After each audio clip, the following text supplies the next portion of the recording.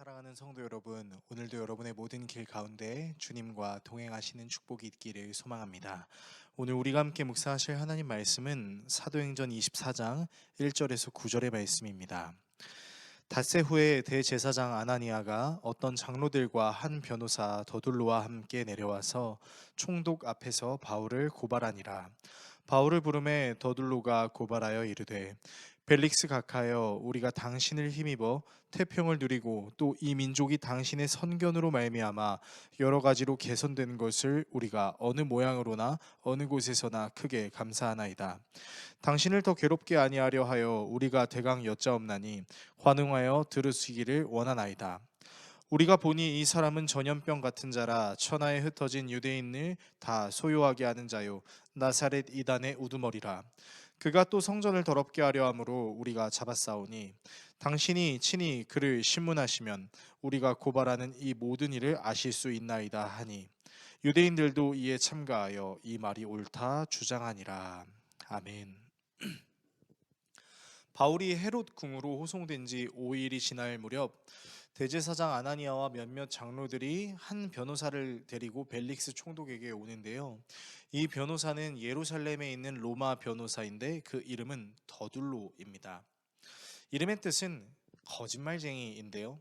정말 그 이름값을 하는 것처럼 더둘로는 아나니아 무리들을 변호하고 바울을 기소하기 위해 거짓 연설을 진행합니다. 먼저 더둘로는 기소하기 전 총독 벨릭스에게 아첨을 합니다. 아첨의 내용을 요약하면 벨릭스 각하의 다스림 아래서 오랫동안 태평성대를 누렸다. 각하의 선견지명이 이 나라에 개혁을 가져다 주었다. 언제 어디서나 깊은 감사를 드린다 따위의 내용들입니다. 재미있는 사실은 이 더둘로가 변호하는 대상이 바로 대제사장 아나니아 물이라는 사실인데요.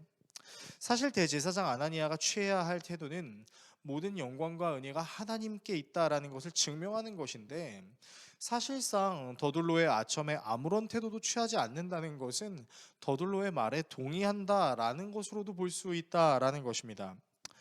더둘로는 벨릭스에게 바울이 온 세계에 있는 유대인들을 선동하는 전염병 같은 존재이며 유대인들 가운데 폭동을 일으키는 나사렛 이단의 우두머리라고 이야기하고, 바울이 성전을 더럽히려고 했기 때문에 자기들이 붙잡았고 벨릭스가 직접 신문을 해보면 자기들이 왜 바울을 고소하는지를 알 수 있을 것이라고 이야기합니다. 이런 더둘로의 말에 함께 있던 다른 유대인들도 가세하며 이 말이 옳습니다 라고 외칩니다. 그러나 이 모든 내용들은 사실이 아니었죠. 내일 우리가 함께 나눌 묵상을 보면 알 수 있겠지만, 사실 이들은 바울이 잘못을 했다라는 뚜렷한 증거도 가지고 있지 않은 상태에서 막무가내로 주장하는 것이었습니다. 법정에 서게 되면 그 무엇보다 중요한 것이 증거임에도 불구하고 그저 자기들이 바울을 죽이고 싶다는 마음에 충실한 나머지 바울에게 온갖 누명을 씌우고 있었던 것입니다. 오늘의 말씀을 우리의 삶에 어떻게 적용해야 할까요?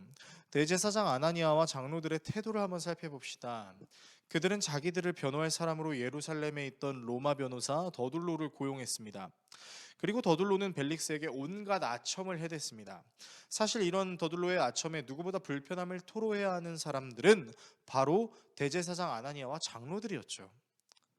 더둘로가 총독 벨릭스에게 한 아첨은 사실상 신앙 고백이나 다름없는 내용, 모든 것이 벨릭스의 은혜이며 벨릭스의 은혜 아래 우리는 평안하다라는 내용이었기 때문입니다.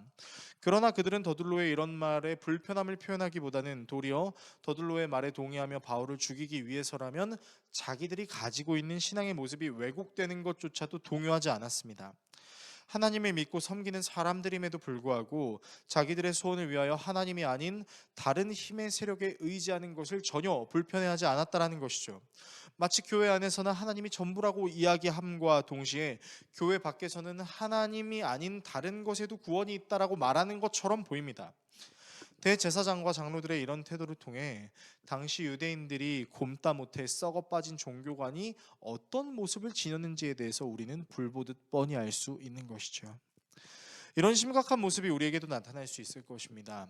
하나님이 전부라고 이야기하면서도 정작 하나님을 찾아야 하는 상황 속에서 하나님이 아닌 다른 것을 하나님처럼 여기며 구원이 하나님께만 있는 것이 아닌 다른 것에도 있다라고 고백하는 모습, 그것이 누군가에게는 물질, 누군가에게는 명예, 누군가에게는 보이지 않는 미래를 책임져 주는 것, 누군가에게는 건강이 될 수도 있고, 그것이 그리스도인이라고 자칭하는 사람들이 될 수도 있다라는 것입니다.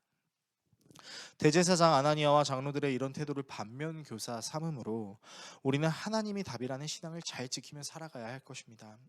하나님 외에 다른 신을, 우상을 섬기는 행위를 벗어버리고 구원은 오직 하나님께만 있다는 사실을 삶으로 드러낼 수 있는 우리의 신앙이 될 수 있기를 예수 그리스도의 이름으로 축원합니다. 기도하겠습니다. 우리를 사랑하시는 하나님, 구원은 다른 곳에 있지 않고 오직 하나님께 있음을 고백합니다. 우리의 신앙이 이중적인 종교 행위가 아닌 진리이신 하나님을 신뢰하며 나아가는 우리의 신앙 되게 하여 주십시오. 예수 그리스도의 이름으로 기도합니다. 아멘.